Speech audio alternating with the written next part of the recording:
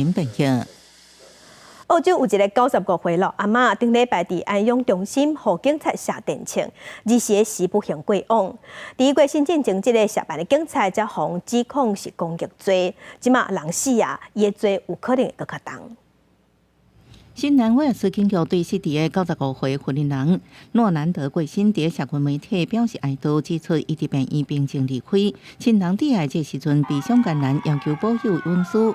就伫诺兰德过身几点钟进前，迄时阵对伊用电击枪的警察怀特因为冲动造成严重身体伤害被控攻击罪，无谋杀等刑事指控。不过即马情形改变，警方表示控诉可能成立。He is still suspended from the workplace. Of course, this has been traumatic for everyone in the police force, and this is one matter, while the rest of the police force continues to do their job 24/7 to protect and look after the citizens of New South Wales.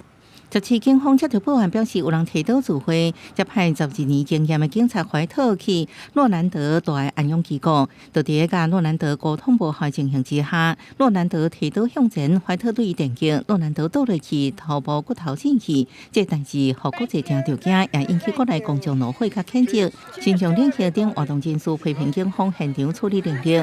根据新南威尔斯省的警察手册，电击枪本该用伫老人或者是新疆人士身上，除非是特殊状况。公司新闻黄文玲报道。来关心